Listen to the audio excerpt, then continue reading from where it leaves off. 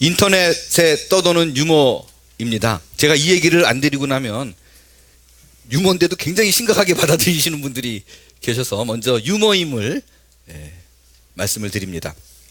어느 섬에서 있었던 일이라고 합니다. 선 보는 날이 되었대요. 어느 처녀가.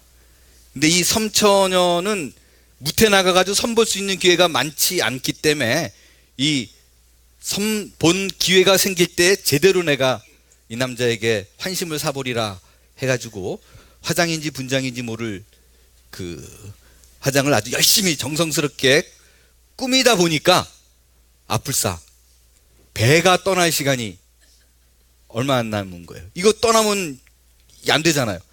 그러니까 이 화장이 다 지워지라 땀을 막 뻘뻘 흘리면서 챙겨가지고 막 뛰어갔대요. 근데 아니나 다를까 배가 벌써 선착장에서 2m 이렇게 떨어져 있는 거예요. 그러면 이 배를 놓치면 저녁에 배가 있는 데가 놓치면 안 되잖아요. 그러니까 작정을 했어요. 이 처녀가 치마를 들고 막 뛰어가지고 그 2m 떨어진 배를 향해서 확 뛰었습니다. 2m를 뛰기가 쉽나요? 어떻게 됐을까요? 바다에 팡당풍덩 빠졌어요. 그러니까 온몸이 다 젖었겠죠. 뭐 화장이고 뭐고 간에 예쁜 옷이고 간에. 그러니까 그 배에 있는 사람들이 손을 내밀어 가지고 그 처녀를 건졌어요. 건지면서 이렇게 얘기를 하더래요. 아니 10초만 기다리면 배가 닿을 텐데 뭐가 그리 급해서 뛰고 그러냐고. 나가는 배가 아니라 지금 들어오고 있는 중이었었어. 아이고 주여. 예수님의 생명구원, 영혼구원에 관한 기적 시리즈 세 번째 시간입니다. 앞서 이 처녀가 10초를 못 기다리고 낭패를 본 케이스라면 오늘 성경 본문에는 자그마치 38년을 자기의 병이 낫기를 학수고대하며 기다리다가 예수님을 만나서 병이 치료된 이야기가 나오고 있습니다. 왜 그랬을까? 예수님의 기적을 통해서 예수님의 영혼구원에 관한 교훈 세 가지를 여러분과 나누도록 하겠습니다. 첫 번째로 살펴볼 주제는 우리의 구원이 어떻게 이루어지는가라는 부분입니다. 우리의 구원은 오직 하나님의 은혜로만이 가능합니다. 오늘 본문에 보면 예수님께서 명절 때 예루살렘에 갔어요. 여기서 명절은요 어느 날이냐? 오순절, 맥추절, 칠칠절. 우리 따라 한번 할까요? 오순절, 맥추절, 칠칠절.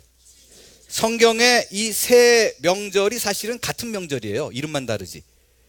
추수감사절이에요. 쉽게 말하면. 이 추수감사절에 양문 옆에 있는 베데스라고 하는 연못에 가서 그곳에 있는 많은 병자들 가운데 38년 동안 앓고 있는 병자를 고쳐준 사건입니다. 이 사건을 그림으로 한번 보겠어요. 이거 잘 안 보일 테니까 앞에 있는 거 혹시 잘 보이시나요? TV? 이 그림에 보면 양문 옆에 있는 베데스라는 연못이 있었어요. 양문이 뭐냐면 양의 문, 쉽 게이트예요. 양의 문. 그 양의 문 그러면 여러분들 어떤 거를 떠올리면 되냐면 그 예전에 그 예수님께서 이런 말 했죠. 나는 양의 문이다.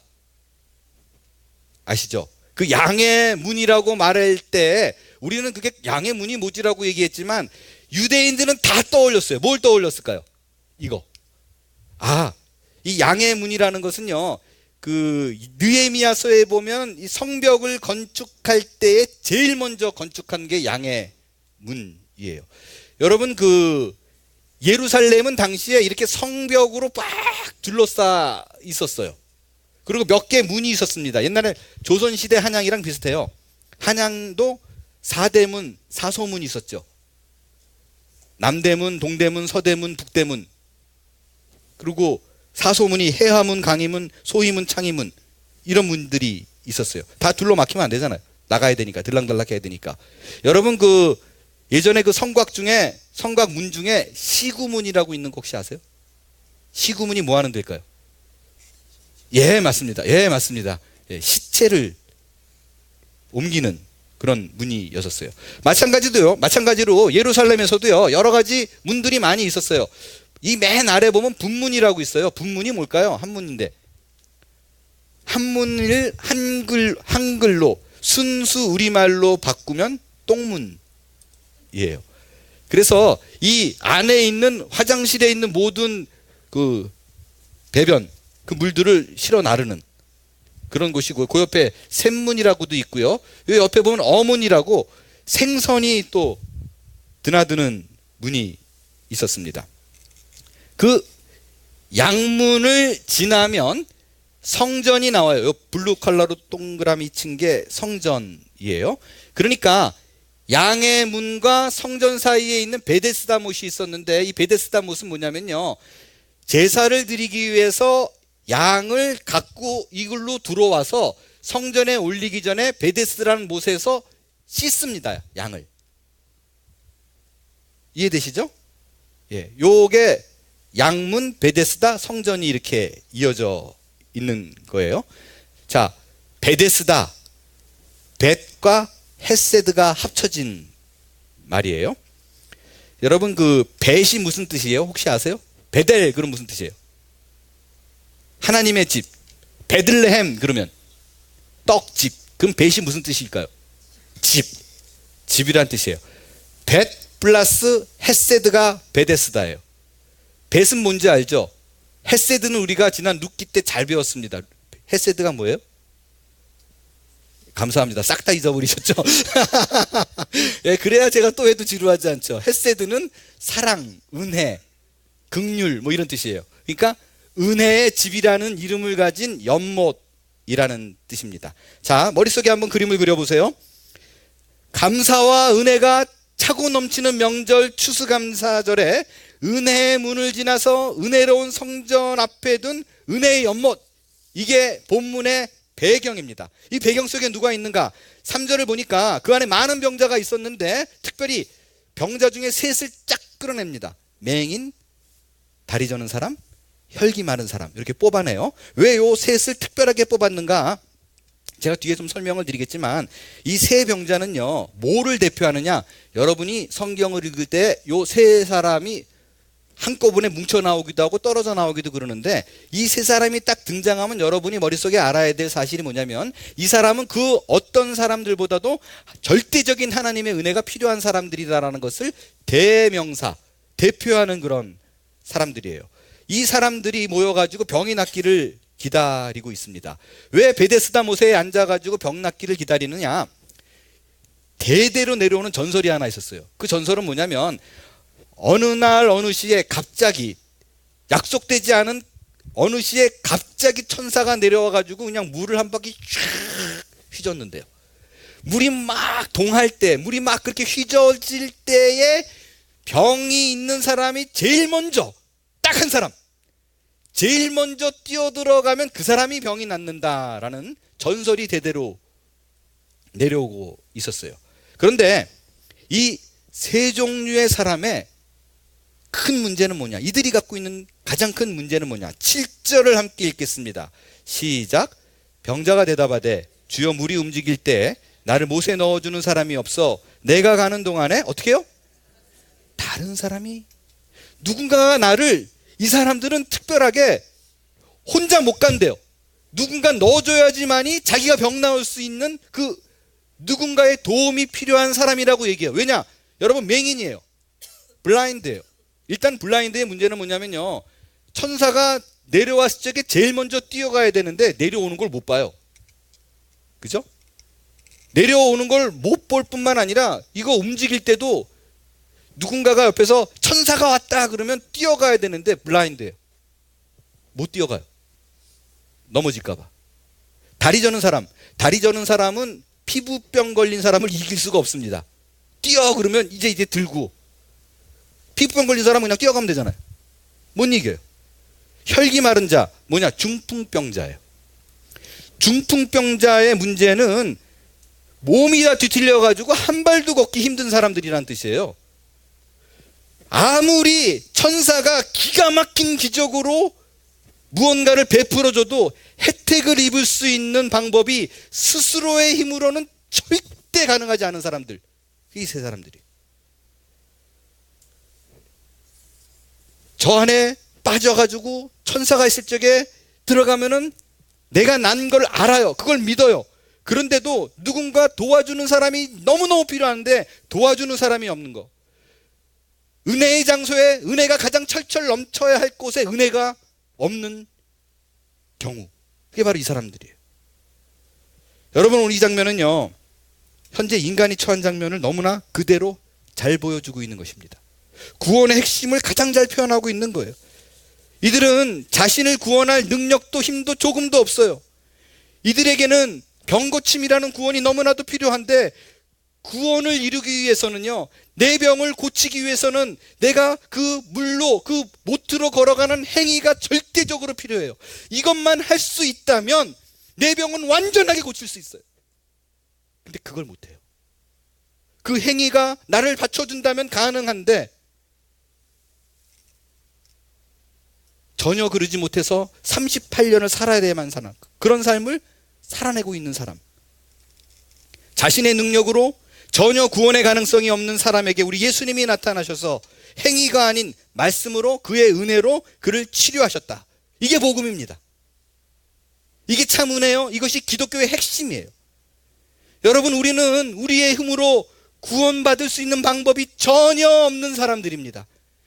지금 내가 물에 빠졌는데 내가 누구를 구원할 수 있어요? 내가 스스로를 구원할 수 있는 방법이 전혀 없다는 거예요. 우리는 구원에 관해서는 모두 다 맹인이요, 다리 저는 자요, 혈기 마른 자들이에요. 기독교의 은혜란 뭐냐? 기독교의 은혜는 자격 없는 자에게 베푸시는 하나님의 선물, 공짜예요. 자격이 없어요. 내가 무언가 공로로 하는 것이 아니에요. 힘도 없어요. 내가 저쪽으로 걸어가면 물에 빠질 수 있는 능력만 된다면 할 수 있는데 그 행위를 할 수 있는 길이 전혀 없는 사람이 우리들의 모습이라는 것입니다. 여러분, 내가 뭔가를 할 수 있는데 거길 조금만 더 얹어주면요, 그건 은혜 아니에요. 그냥 대가지. 도움 좀 받은 거예요. 고마울 뿐이지만 하나님의 은혜는 아니에요.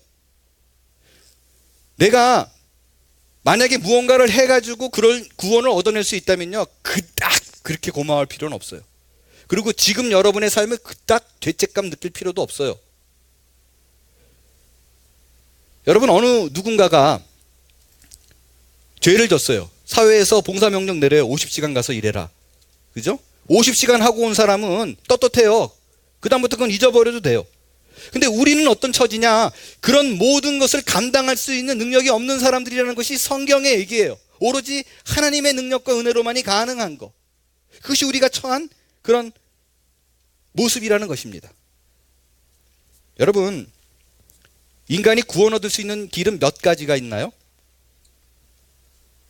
우리가 두 가지가 있습니다.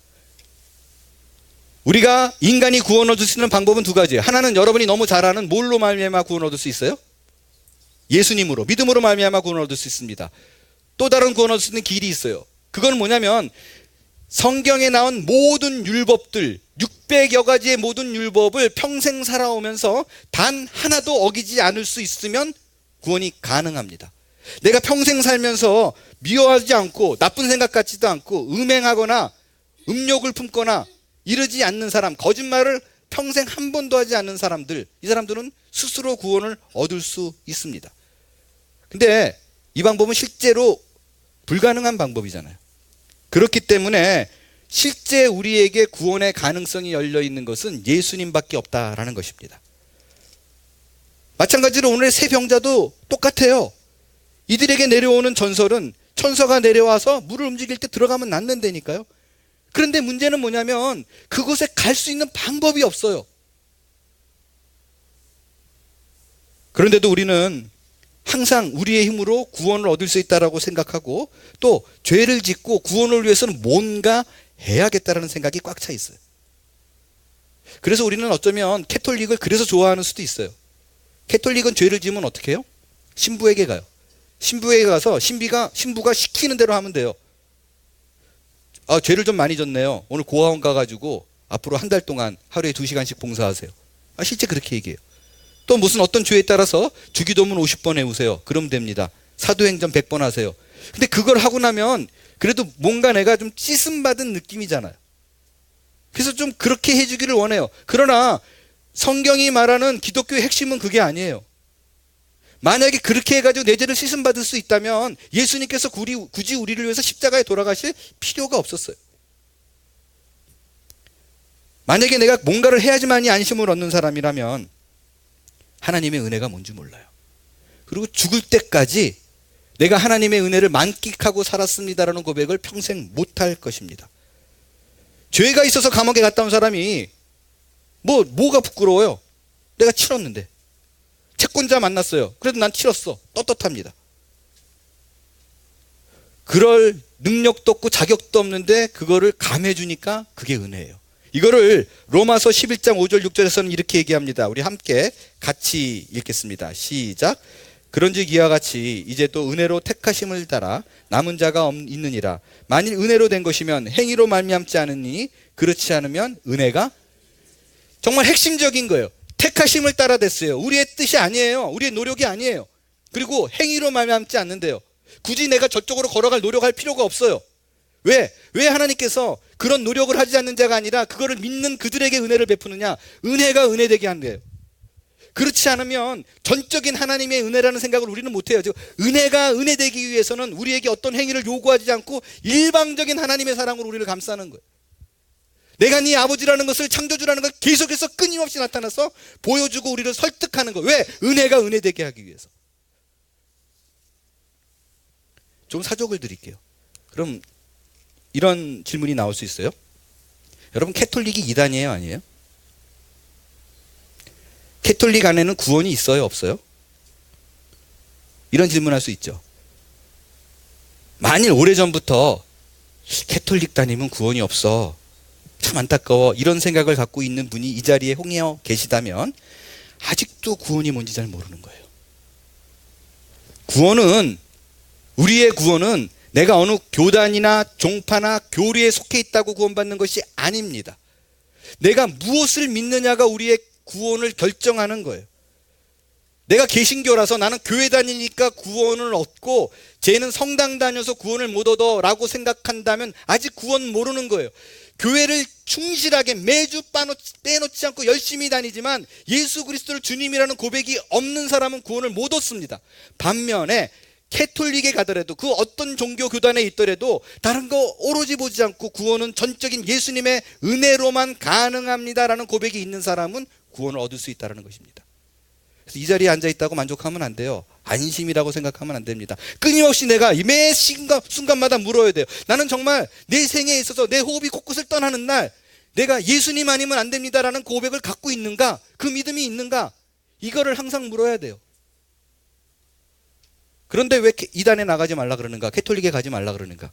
그 사람이라는 게요, 본인이 이렇게 믿고 알고 있지만 자꾸 무언가를 들으면 딴 얘기가 들어오면 이게 헷갈리기 시작해요. 그 위험을 막기 위해서 그러는 거예요. 캐톨릭과 그 외 다른 종교들이 주장하는 건 항상 신인 협력 구원이에요. 내가 사랑으로 구원을 받았지만 무언가를 하지 않으면 구원을 못 받았어라고 생각하는 게 신인 협력 구원이에요. 어떻게 할 수 있어요? 이 자리에 앉아 계신 분 중에서 누군가를 여러분이 바라볼 때, 야, 쟤는 교회를 다니는 지 20-30년이 돼도 하여간 삶이 저래, 쟤는 내가 보기에는 구원 못 받았어 라는 생각이 여러분이 조금이라도 있다면 아직 구원 모르는 거예요. 형편을 보지 않습니다. 근데 여러분 이런 거 아셔야 돼요. 제가 오랫동안 상담을 했잖아요. 보니까 어떤 사람은 야, 어떻게 저런 죄를 짓지라고 생각하고 나는 절대로 그런 죄를 생각도 안 해보고 지어본 적이 없어 라는 사람이 있는데, 그렇죠? 그래서 그런 생각을 갖고 있는 사람은 그런 죄를 짓는 걸 이해 못합니다. 그러나 상담 한번 해보세요. 실제로 그 죄를 짓는 사람은요, 그게 편하질 않아요. 근데 날 때부터 그게 안 되는 거예요. 날 때부터 거짓이 입에 뱉고 날 때부터 훔치는 게 익숙하고 DNA가 그런 사람들이 있어요. 그런 사람들 절대 구원 못 받나요? 20년 30년 예수 믿어도 안 되나요? 그렇지 않다는 거예요. 행위로 판단을 내가 한다는 순간 구원이 뭔지 모르는 거예요. 어쩌면 정말 감사해야 될 게, 내가 그런 죄의 유혹이 없이 착실하게 걸어가는 건 부모님께 감사하세요. 내 피가 좋아서 그럴 수도 있어요. 진심입니다. 진심이에요. 자기가 짓는 죄 때문에 처절하게 고민하지만 특별히 음욕 같은 거. 어떤 사람은 무성욕자예요. 그래서 그 뭐 죄로 성욕으로 뭐 쓰러진 사람 보면 한심해. 저기 예수 믿고 어떻게 저럴 수 있어. 그 사람은요, 어쩌면 자극 하나, 소리 하나, 말투 하나에 민감해가지고 넘어가는 사람이 있어요. 근데 그건 어쩔 수가 없는 사람들이 있어요. 정말 있어요. 상담해 보면. 그럼 그 사람은 구원 없나요? 이 모든 것들이 내 행위로 판단했기 때문에 그래요. 성경에서는 누차 얘기합니다. 그런 사람일수록 더 처절한 거예요. 그래서 죄가 많은 곳에 은혜가 있다는 것이, 그런 사람이 처절한 삶에 이겨내거나 그 노력하는 걸 우리가 무시하면 안 돼요. 그렇지 않습니다. 하나님께서는 그 행위를 보지 않아요. 그 안에 예수가 있는가, 처절한 몸부림이 있는가 없는가를 본다라는 것입니다.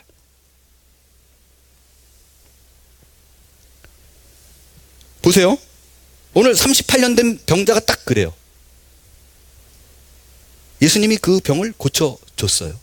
그죠? 근데 성경 그 어디에도 그 38년 된 병자가 예수라는 이름을 듣고 끊임없이 그를 찾고 간구했더라라는 말이 있나요? 없어요. 심지어 예수님이 딱 앞에 왔을 때도 주님 나를 고쳐주세요 이런 말도 안 해요. 왜? 생각이 없어요. 13절에 보면 심지어 그가 누구인지 알지 못한대요. 고침 받았는데 누구야? 날 고쳐준 사람이 누구야? 14절에 보면 뭐라 그래요? 그 후에 그 사람을 만나. 예수께서 그 사람을 만났대요. 그 후에, 그때서야 비로소 아 고친 사람이 이 사람이구나 라고 그때서야 비로소 그를 알아봅니다. 그냥 단순해요. 별 생각 없이 성전에 연못가에 앉아가지고 누가 나를 건져주나 이제나 저제나 이러고 있는데 예수님이 나타나셔서 불쌍히 여겨서, 일방적으로 불쌍히 여겨서 그 병자를 고쳐준 거예요. 구원해낸 거예요. 아브라함이 하나님을 열심히 찾았기 때문에 그를 구원했습니까? 그렇지 않아요. 우상을 섬기는 위치에 있었을 때 나타나셔서 본토 친척 아비집을 떠나라 그랬어요. 사도 바울이 대표적 아닙니까? 사도 바울은 예수를 섬기고 따랐던 사람이 아니라고요. 구원자로 믿었던 사람이 아닌데 하나님께서 일방적으로 나타나셔서 구원해내십니다. 그게 기독교예요. 그게 우리가 받은 은혜라는 것입니다. 여러분의 예를 들어볼게요. 오늘 여러분들이 예수님을 찾아서 이 자리에 온 거라고 생각하면 착각이에요. 하나님께서 여러분을 오늘 이 자리에 두기 위해서 오랜 시간 참으시고 많은 시간과 노력을 들여서 여러분이 이 구원의 자리에 초청되었다는 사실을 놓치지 말기를 바랍니다. 그 사실을 진심으로 깨달으면요, 모든 하루하루가 은혜로다, 은혜로다, 하나님의 은혜로다라는 말이 넘치게 될 겁니다. 두 번째로, 구원을 받은 자가 마땅히 가져야 될 테너는 무엇인가? 내 힘으로 안 된다는 고백이 있어야만 됩니다. 그 삶을 살아내야 돼요. 예수님이 38년 된 병자에게 나타나서 너 낫고 싶어? 이러고 물어요. 그때 그 얘기를 들은 병자가 뭐라고 반응했는가? 7절을 같이 읽겠습니다. 7절 시작. 병자가 대답하되 주여 물이 움직일 때 나를 못에 넣어주는 사람이 없어 내가 가는 동안 어떻게 된다고요? 다른 사람이 먼저 갔습니다. 너 낫고 싶어? 그럴 때 네 낫고 싶어요. 고쳐줄래요? 그렇게 안 해요. 왜? 기대가 없어요. 이 사람에게 혹시나 하는 기도는 뭐냐면 저 못해 가면 나요. 근데 누가 나를 저쪽으로 못 데려다 줘요. 당신이 고쳐주세요가 아니라고요. 그거 좀 해줄 수 있을까요? 라고 얘기합니다. 지금 병자가 예수님 앞에 두고 이런 얘기하는 거예요. 내 힘으로는 안 돼요. 저기 가면 되는데 내 힘으로는 안 돼요. 나는 정말 죽겠는데 힘들어서 못 살겠는데 이 괴로움을 같이 동참해서 나를 동조해 줄 사람이 없어요. 바닥까지 간 거예요. 여러분, 예수를 믿는 건 뭔가 다른 거 아니에요. 순간마다 내 힘으로는 진짜 안 된다. 내 실력으로 no way. 여러분이 생각하는 모든 운은 하나님의 은혜라고요. 그거를 고백하는 게 예수 믿는 자의 삶입니다. 여러분, 그 예수님 시대의 수명이 40에서 45세라고 말씀드렸어요. 평균 수명이. 뭐 더 아래로 보는 학자도 있어요. 어느 정도로 사람들이 그때는 잘 장수를 못했는가, 오래 못 살았는가. 여러분, 그 진시황 아시죠? 물론 예수님 시대 훨씬 이전 사람입니다. 진시황이 뭘로 유명해요? 불로초. 예, 불로초. 불로초가 뭐 하는 거예요? 영원히 사는 거, 늙지 않는 거. 그 약초. 이게 불로초. 평생 불로초를 구하느라고 힘쓴 사람이잖아요. 얼마나 좋은 거 많이 먹었겠어요? 좋다는 거 많이 했겠죠? 오래 살 수 있는 거. 몇 살까지 살았을까요? 그렇게 해서. 49세. 저보다도 먼저 갔어요. 그 시대가 그렇게 평균 수명이 얼마 안 됐을 때예요. 근데 그 시대에 38년 동안 병자였대요. 그러면 거의 평생을 그냥 병으로 앓고 산 거예요. 그렇다면 네가 낫기를 원하느냐 그럴 때 예, 고쳐주세요 이렇게 나와야 될 것 같은데 그렇게 말 안 해요. 이 사람 뭐냐면요, 평생을 두고 살아보니까 내 마음대로 되는 거 없더라. 그냥 포기예요, 포기. 그냥 내 뜻이 안 되니까, 모든 게 안 되니까, 어쩔 수가 없으니까 예수님한테 그래요. 선생님, 나에게는 은혜가 필요합니다. 은혜가 필요해요. 아무것도 할 수 없기 때문에 은혜가 아니면 살 수 없어요. 그 얘기예요. 지금도 여전히 끊임없이 여러분 뒤에서 일하고 있는 하나님을 만날 수 있게 되기를 바랍니다. 나를 도와주시는 예수님, 내주하셔서 끊임없이 나를 지키시는 성령의 은혜, 이거를 체험할 수 있는 하루하루가 되기를 바라요. 여러분, 그런 것을 내가 체험한다면, 작은 몸짓 하나 움직임 속에서 하나님의 은혜를 느낀다면 찬양하세요. 입술로 감사를 표현하세요. 나는 느낍니다가 아니라 표현하는 것이, 찬양하는 것이 신자의 삶이라는 것입니다. 그 입술의 고백 위에 하나님께서 내 지각과 상식을 뛰어넘는 은혜를 더하여 주실 줄 믿습니다. 제가요, 말씀드렸지만 원래 그 주일 예배 때는, 주일 설교 때는 제 간증을 잘 안 해요. 그러니까 아주 안 하진 않는데 거의 좀 이렇게 막 설교 준비하다가 막 하고 싶은 말이 있어도 많이 뺐어요. 네, 원래 잘 안 하는데 그래도 이번 시리즈가 기적에 대한 시리즈이니까 그래도 작은 거는 좀 하나 나누고 싶어요. 뭐 큰 건 아니고요. 큰 건 아니고 좀 마이너한, 내가 어떻게 하나님을 이렇게 인티밋하게 가까운 지근에서 계속해서 느끼는 삶을 살았는가에 대한 여러 예 중에 작은 거 하나입니다. 말씀드린 대로 21살 때 먼저 어머니가 아르헨티나로 들어가셨어요. 브로커가 2달이나 혹은 3달 있으면 가게 된다라는 게 3년이 걸렸어요. 당시 하숙비가 13만 원이었습니다. 어머니가 2달 있으면 간다 그러니까 50만 원을 현찰로 딱 주고 들어가셨어요. 와, 빳빳한 게 이렇게, 우와, 진짜 그 말씀드렸지만 당시에 그 성균관대 앞에 있는 학생들 다방, 그 음악 다방 이런 데서 커피값 500원 하고 막 그럴 때 50만 원, 우와, 보름 만에 막 다 써버렸어요. 왜냐하면 그 13만 원 못 버냐? 뭐 내가 충분히 벌 수 있지. 근데 한 달에 13만 원 버는 게 이게 쉽지가 않더라고요. 저는요, 그 용서하고 좀 들어주시면 좋겠는데, 제가요 21살 때는, 웃지 마세요, 제가 전 세계에서 최고 잘난 줄 알았어요. 진짜로 그런 줄 알았어요. 근데 이게 무슨 근거가 있으면은 그래도 이해가 되잖아요. 뭐 학벌이 좋다든가, 집이 금수저라든가, 키가 커서 멋있다든가, 뭐 이러면은 쟤는 그럴만해. 그런데 쥐뿔 아무도 없는데 그냥 근거 없는 자존심, 야, 뭐가 그렇게 자신 있는지, 세상이 다 내 거고 누구 앞에 서서도 꿀리지 않고 잠깐 비쳤었는 것 같아요. 그러니까 그때는 그랬어요. 21살 만으로 이제 19, 뭐 20 그 정도 됐겠었죠. 근데 그때 뭐 얼마나 많이, 하여간 그 아르바이트를 한 11가지인가, 조금 것까지 치면 16가지인데 별의별 거를 다 하고 지낼 때 일입니다. 친구 집에 그 13만 원이 나중에는 없어가지고 그 50만 원 다 써버려가지고 친구 집에서 얹혀 살았어요. 그 한 집에 너무 오래 있을 수가 없어가지고 3달 이 집에 살고 3달 저 집에 살고 그랬는데, 진짜 눈치 없는 게 진짜 가난한 애들 집이었었어요. 그 당시에 그냥 밥도, 햇밥도 아니라 정부미 먹는 집들이 있죠. 뭐 정부미가 원래 오리지널 가격에 보통 뭐 반도 안 되잖아요. 3분의 1 가격. 그렇게 먹는 집에 가가지고 얹혀 지내고 그럴 때요. 그러다가 어떻게 돈을 모아서 10만 원에, 보증금 10만 원에 4만 원짜리 방을 얻었습니다. 근데 그 방이 얼마나, 그러니까 완전히 산꼭대기에 있는 뭐 그런 방인데, 제가 문 열고 들어가가지고 10만 원에 사반인 걸 알고 방이 어디 있어요? 근데 방같이 보이는 게 없는 거예요. 보니까 화장실 있잖아요. 화장실, 그 푸세식 화장실. 그 겨울에 되면 그 내용물이 이렇게 쌓여요. 그래서 이렇게 망치로 깨고 앉아야 되는 그런 화장실. 여름에는요, 이게 녹잖아요.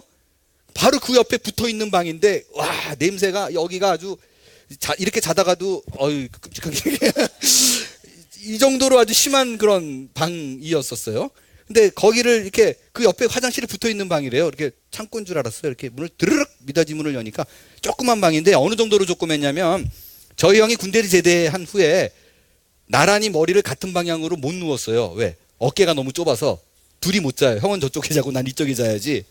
그 정도로 좁은 방이었어요. 근데 방이, 여기 부엌은 어디 있어요? 그랬더니 신발 벗어놓는 돌 있잖아, 이렇게. 여기다가 그릇 놓고 쓰면 된대요. 오케이. 근데 연탄 보일러 그때 다 쓸 테니까, 보일러는 어디에요? 그랬더니 잠깐만 기다려요. 그랬더니 어디 가가지고 보일러 하나를 이렇게 들고 왔어요. 이런 거. 이게 그때 찍은 게 아니라 제가 어렵게 찾았어요. 정말 요렇게 생긴 거 하나 툭 갖다 놓고, 여기가 신발 이렇게 벗는 데였거든요. 이게 방문이었고, 이렇게 여기를 이렇게 툭 갖다 놓더니 이젠 선만 연결하면 돼요 그러더라고요. 호수만 연결하면 돼요. 이게 그러니까 물통이 이렇게 위에 달려 있고요. 연탄 보일러고, 요게 중요한 포인트가 뭐냐면 여기 두 호수가 연결돼 있어요. 그래서 연탄 보일러에 여기다 물을 집어넣으면 물이 이렇게 올라가서 물통이 데펴져서 이렇게 한 바퀴 돌아요. 그래서 이 방이 이렇게 뜨거워지는 구조, 이게 되게 중요합니다. 여기 요 선, 요 호수와 여기 요 호수를 좀 기억해 주세요. 올라가는 거, 내려가는 거. 그러니까 주인이 근데 그 동네 5대 주목 중에 한 분이에요. 등치가 일어나고 주먹을, 이게 제 얼굴 3분의 2를 차지해, 이렇게. 근데 그분이 막 결혼해가지고 이제 신방을 바로 옆에다 신혼방을 차린 거예요. 근데 들어가자마자 경고를 주더라고요. 이렇게 부르더니, 너 말이야, 저기 이거 싼 거 알지? 근데 너가 돈이 없어 보이는데, 겨울이었거든요. 그때가 겨울인데, 이게 그때 막 영하 20도 내려가는 건 뭐 흔한 일이었었어요. 그러니까 절대 이 물통에 물 비우지 말고 이 불을 7, 8시면 갈아야 된다는 거예요. 저녁. 그래가지고 여기 있는 거를 지금처럼 온도 조절하고 그러는 게 아니까, 이게 연탄이 죽으면 이게 다 얼어버려가지고, 야다 그 구들장 다 뜯어야 돼. 너 돈 있어? 뭐 이러. 근데 제가 또 젊을 때니까, 뭐 20살 뭐 21살 그때니까 막 또 신나게 놀다 보면 막 2, 3시, 그러니까 한 7, 8시면 갈아야 되는데, 뭐 한 10시, 11시 들어오면 이게 조금 이렇게 얼어 들어가요. 그럼 앞에 딱 나와 있다가 이 끼야 막 이러면서 뭐 방 빼 막 소리 그냥 막 질러대면, 여러분 그 아시지만 당시에 순학질 여사라는 코미디 프로그램이 있었어요. 기억, 김미화 이렇게 일자 눈썹 해가지고, 맨 마지막에 그 프로그램이 어떻게 끝나면 방 빼! 그럼 못 빼! 뭐 이러고 끝나는데, 남들 그 대목에 막 웃는데 나는 울었다니까요. 실제로 그게 너무 이게 한이 맺혀가지고 제가 막 울고 그럴 때예요. 근데 다행히 이제 형이 제대를 했네요. 형이 제대를 해가지고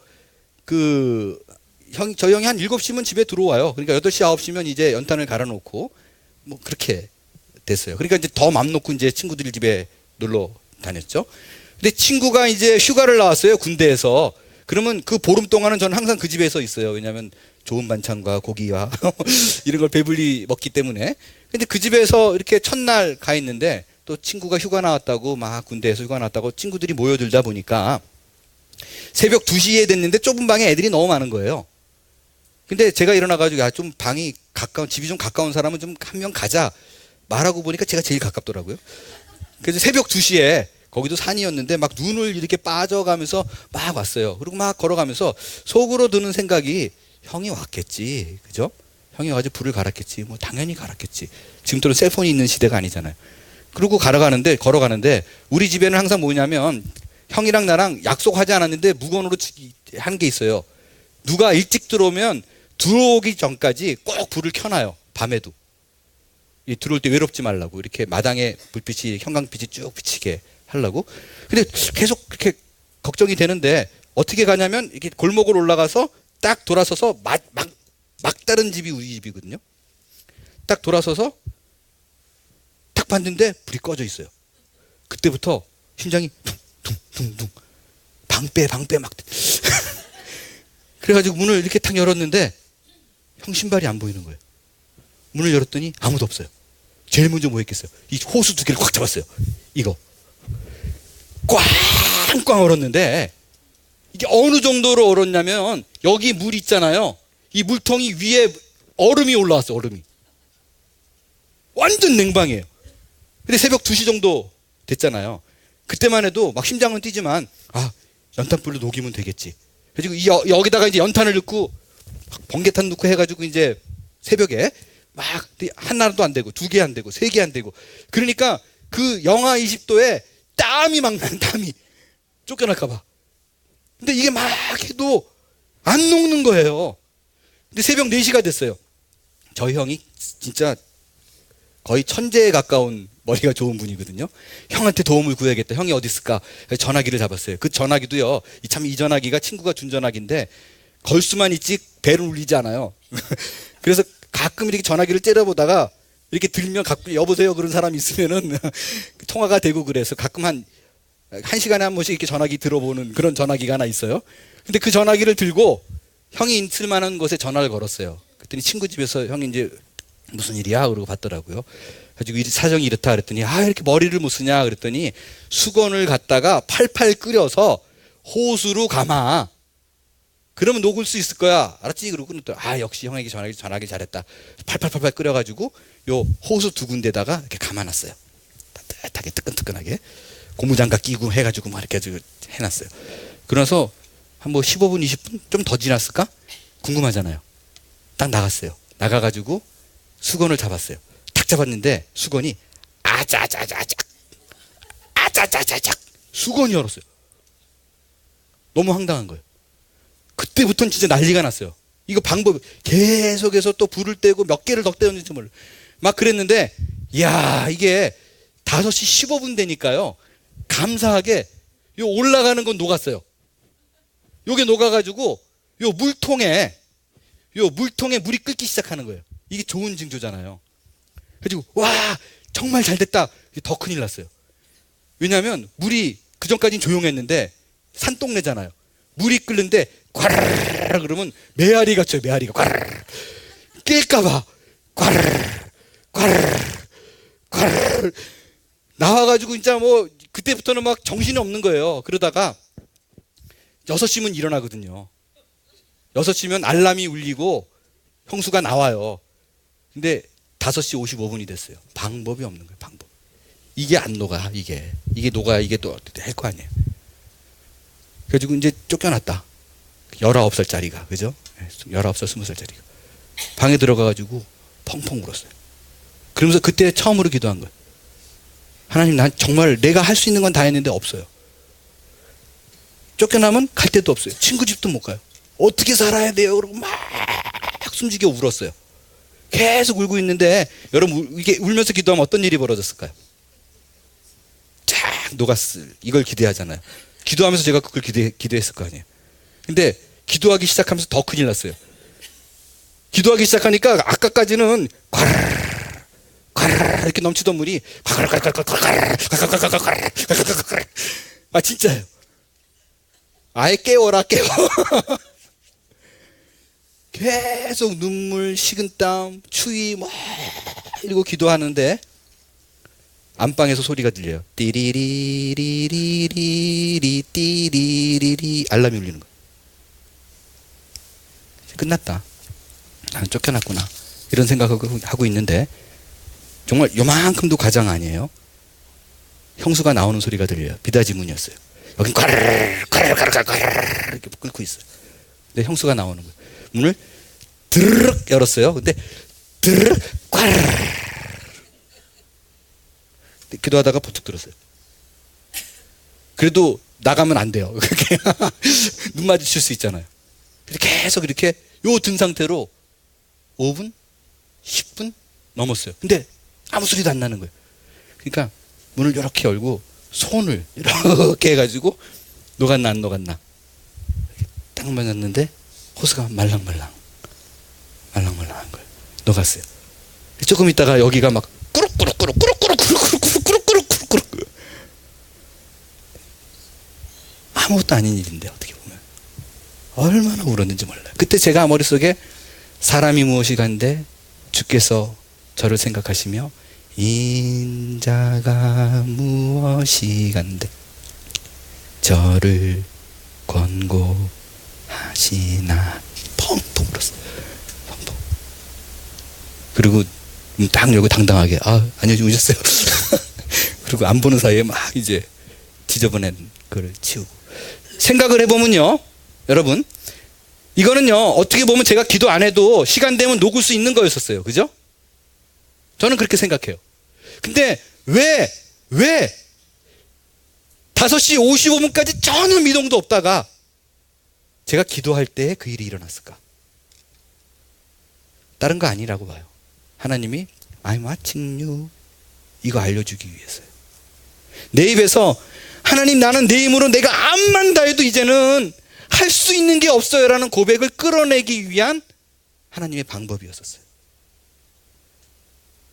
어쩌면 여러분 중에 지금이라도요 모든 거 다 내려놓고 주 앞에 아무것도 없습니다 라고 고백을 했다면 어쩌면 4시에 고백했으면 그 일이 4시에 이룰 수도 있었을 거라고 저는 믿어요. 하나님은 일을 그렇게 행하십니다. 특별히 제가 드리고 싶은 말씀은요 오해하기 쉬운 건 제가 이런 고백을 했기 때문에 그 고백이라는 행위를 근거 삼아 하나님이 나한테 이런 기적을 베풀어 준 거 아니에요. 구원은 내가 이런 걸 했기 때문에 그런 것이 아니라 이미 택함 받은 자이기 때문에 하나님께서 여러 가지 상황을 몰아가셔서 결국에는 나로 하여금 나는 아무것도 아닙니다라는 고백을 받아내십니다. 그게 하나님의 일하는 방법이에요. 그래서 결론적으로는 내가 잘났고 나 아니면 아니고 내가 최고라고 믿는 나에게 너 아니야 라는 항복을 받아내는 것, 그것이 하나님께서 일하시는 방법이라는 거예요. 여러분 입술로 고백하며 찬양하며 주 앞에 나아갈 수 있게 되기를 바랍니다. 그럴 때 그 고백 위에 성령의 은혜가 더하여질 거예요. 마지막 세 번째로는 구원 얻은 후의 삶이 어때야 되는가? 세 번째로는 말씀을 붙잡고 사는 삶을 살아야만 합니다. 8절 9절 같이 읽겠습니다. 8절 9절 시작. 그 사람이 곧 나아서 자리를 들고 걸어가니라. 이날은 안식일이니. 예수님께서 병자를 고치시는데요 2가지 사실을 발견할 수 있어요. 예수님이 그 병을 고칠 때에 그 병자의 바람대로 고치지 않았어요. 병자는 뭘 바랬어요? 나를 그냥 옮겨달라는 거였어요. 그 말 그대로, 그가 말한 그대로, 우리 표현으로 말하면 그 기도의 내용 그대로 한 것이 아니라 그 기도를 왜 하는가, 그 요청을 왜 하는가에 대한 근본적인 부분을 알고 그 근본적인 거를 해결해 줬다라는 것입니다. 내가 말한 그대로가 아니고. 또 다른 하나는 그를 고칠 때 어떤 약이나 물질을 쓰지 않고 말씀으로 고쳤다라고 되어 있고요. 그 말씀으로 고친 날이 안식일이었다라고 되어 있어요. 여러분 그 안식일과 말씀을 통한 기적은 굉장히 연관이 있어요. 자, 천지창조를 뭘로 했어요? 말씀으로 했죠. 며칠 동안 했어요? 6일 했죠. 6일하고 7일날 뭐 했어요? 쉬었어요. 그러니까 우리가 좀 오해하기 쉬운 게 하나님이 그날은 쉬었으니까 나도 쉰다라는 개념은 사실은 옳은 개념은 아니에요. 하나님도 그때 일했어요. 해가 저절로 뜨고 저절로 지고 그랬겠어요? 하나님이 그날 쉬었다라는 말의 의미는 뭐냐면 말씀으로 창조한 그 모든 것이 완벽해서 더 이상 손댈 것이 없다라는 것이 쉬었다라는 개념이에요. 이해되시죠? 이 모든 걸 비추어 봤을 때 우리의 삶이 기적으로 채워지는 것은 말씀으로 온다라는 거예요. 여러분의 삶이 기적으로 채워지길 원해요? 바다가 갈라지고 하늘에서 음식이 떨어지고 죽은 자가 고치고 병든 자가 일어나고 이런 기적보다 훨씬 더 우리 크리스찬들이 신자들이 누려야 될 하나님의 기적은 뭐냐면 말씀을 내게 주셔가지고 전혀 믿어지지 않지만 내가 순종해서 그 길을 걸어갔더니 되더라라는 고백이에요. 그 고백이 있으면 우리는 흔들리지 않습니다. 만약에 여러분 가운데서도요 그 고백이 있으면 지금 떠나도 괜찮은 분들이에요. 여러분 자녀에게 이렇게 말할 준비가 되어 있나요? 만일 어느 날 내 자녀가 여러분에게 찾아와서 하나님의 말씀을 믿고 그 말씀대로 살면 복을 받는다는 걸 어떻게 알아? 엄마가 그걸 어떻게 알아? 라고 누군가가 내 자녀가 물을 때 그 자녀를 불러다가 앉혀놓고 내가 가질 수 있는 최고의 따뜻하고 자신 있는 눈빛으로 그 아이를 쳐다보면서 아빠는 알아. 왜냐하면 아빠가 그렇게 살아봤어. 아빠가 그렇게 살아봤더니 맞더라. 하나님의 말씀을 믿고 따라봤더니 그 말이 진리더라. 결코 인생이 실패하지 않더라.